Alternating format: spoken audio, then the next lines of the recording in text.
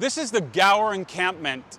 Above us here is the 101. It's been here for years, but in the last 6 months, it's gotten a lot busier. Almost every inch of this sidewalk has been overtaken by tents. I'm Itai Hot in Hollywood, where outreach workers say things have gotten so bad, they can barely keep up. As most of us are starting to wind down for the night, Rosie Hunter packs her van and hits the streets.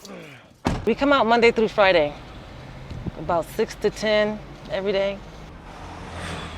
An outreach worker for Covenant House, an organization that helps homeless youth, Rosie and her team have spent the last 3 years delivering food, blankets, and hope to some 20 homeless encampments throughout Los Angeles County.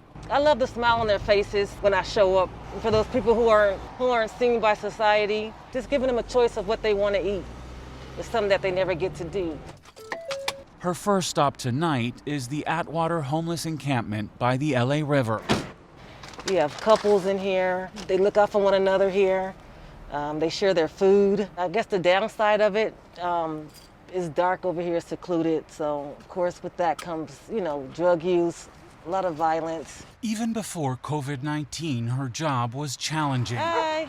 Now, it's nearly overwhelming, with more stops added every day. Normally we would do about 4, and we run out of food. And so now we do 6, and oftentimes we have to refill with food and blankets and then come back out. It's hard to know just how many people have become homeless since the pandemic began. Hey sir, you hungry? The last count, done just before COVID reached the U.S., showed homelessness in Los Angeles was already at an all-time high, with more than 66,000 people living on the streets. Since then, unemployment numbers have quadrupled. Nowhere is that despair more evident than at the Gower Encampment in Hollywood, just under the 101.